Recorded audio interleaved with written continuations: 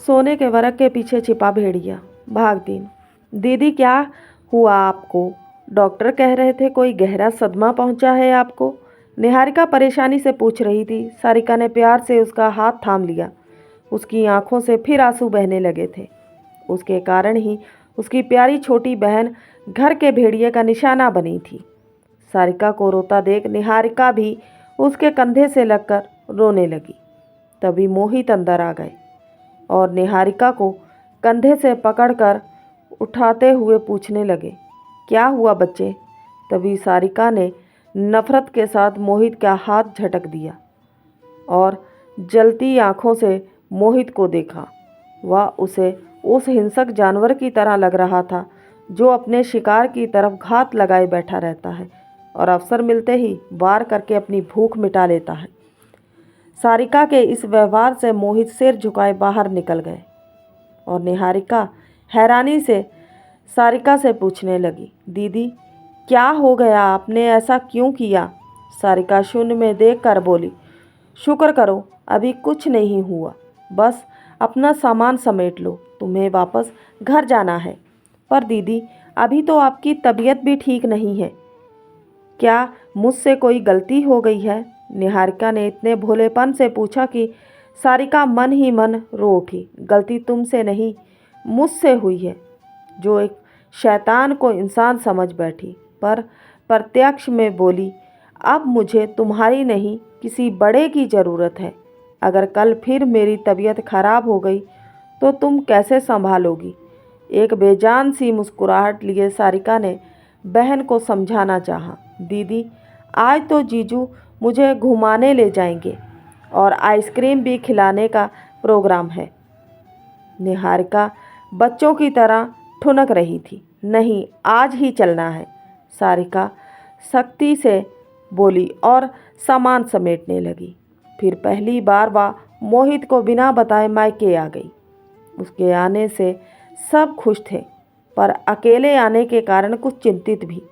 फिर भी सारिका की चुप्पी को बीमारी का कारण जानकर कोई कुछ नहीं बोला।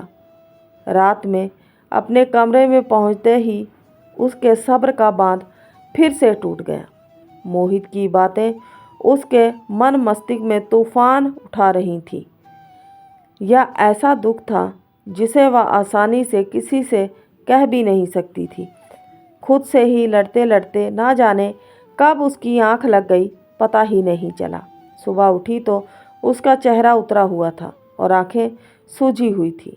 माँ की अनुभवी आंखें बहुत कुछ समझ रही थी। उन्होंने सारिका से जानने की कोशिश भी की, पर उसने तबीयत का बहाना बनाकर बात टाल दी। तो माँ ने फिर कहा, बेटा मोहित आए हैं, बहुत परेशान हैं, तुम उनसे कह कर भी नहीं आई। सारिका का पूरा अस्तित्व जैसे नफरत से भर गया। क्या ज़रूरी है हर सांस उनकी मर्जी से ली जाए? माँ ने गौर से सारिका के चेहरे को देखा। मुझे लग रहा है बेटा जैसे कुछ ठीक नहीं है, तुम कुछ अपसेट सी हो, क्या बात है मुझे बताओ? सारिका सिर झुकाए बैठी रही।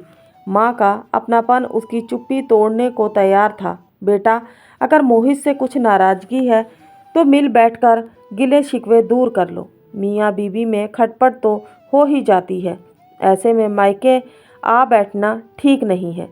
तो क्या मैं कुछ दिन भी मायके में नहीं रह सकती? सारिका की आवाज़ में तीखापन आ गया था। क्यों नहीं रह सकती? यह भी तुम्हारा घर है, चाहे जब आओ, पर ऐसे झगड़ा करके रूठ कर नहीं, राजी खुशी से। माँ प्यार से समझा रही थी। उनके ममता भरे स्पर्श से सारिका रोने को हो आई। नहीं माँ, बस मन एकदम से उचट गया। अकेले दिन घबराता है, मोहित बाहर रहते हैं और मेरा अक्सर ब्लड प्रेशर लो हो जाता है, जैसे अभी हो गया था। अगर फिर से ऐसा ही हो गया तो मुझे कौन संभालेगा? बस इसीलिए ही आप पूछ लो मोहित से, हमारा कोई झगड़ा नहीं हुआ है। सारिका माँ के सीने से लगकर रो दी थी। अब हल्कापन महसूस कर रही थी। ओह, इतनी सी बात है, कोई बात नहीं, पहली बार है ना, इसलिए ऐसा कभी कभी हो जाता है। तुम चिंता ना करो, मैं मोहित से बात कर लूँगी। चलो अब फ्रेश होकर बाहर आ जाओ। मोहित अक्सर उससे मिलने आते थे, लेकिन सारिका दिल की नफरत और चेहरे की उदासीनता को कम नहीं कर पाती थी। ओह दीदी, कितनी प्यारी गुड़िया है। प्रसव के बाद जब निहारिका की चहकती आवाज़ उसके कानों में पड़ी तो उसके अंदर संतोष सा उतर आया। थोड़ी देर बाद वह मासूम आंखें बंद किए उसकी बाहों में थी। तभी मोहित ने भी अंदर आकर मम्मी पापा के पैर छुए तो सारिका ने आंखें बंद कर ली। लीजिए अपनी प्यारी गुड़िया को। निहारिका ने गुड़िया को मोहित की ओर बढ़ाया तो उन्होंने झिझक कर मम्मी पापा को देखा। वे मुस्कुरा कर बाहर चले गए।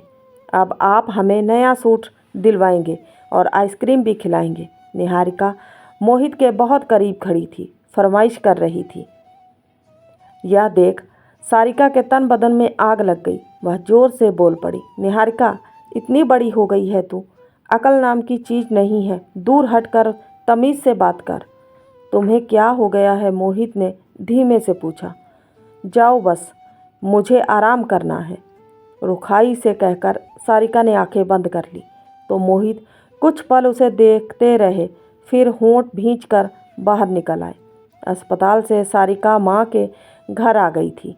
1 महीने बाद जब वह अपने घर वापस गई तो उसके बदन में खून की जगह नफरत का जहर भर चुका था।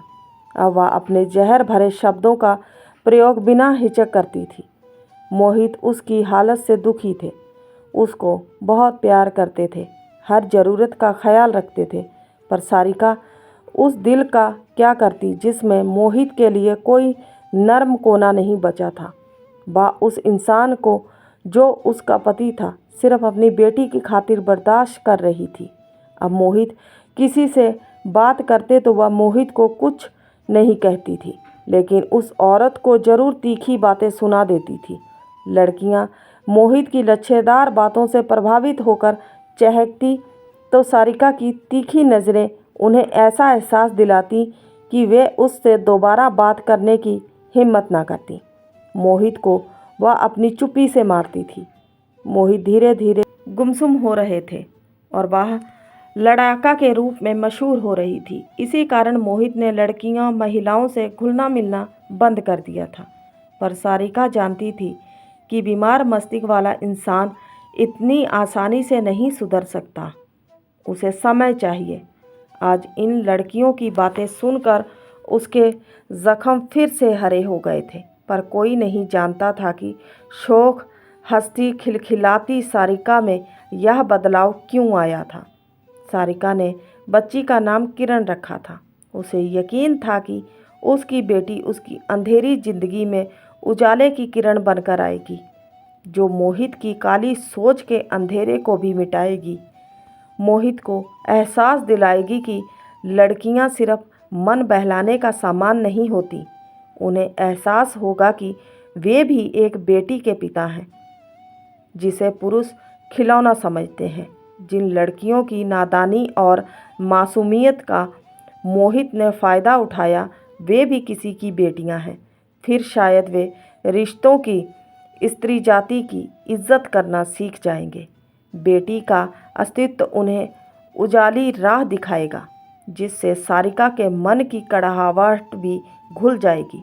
सारिका को पूरी उम्मीद थी कि एक दिन ऐसा अवश्य आएगा। तो उम्मीद करते हैं आज की कहानी अच्छी लगी होगी। अच्छी लगी है तो सपोर्ट कीजिए। मिलते हैं किसी नई कहानी के साथ, तब तक के लिए बाय।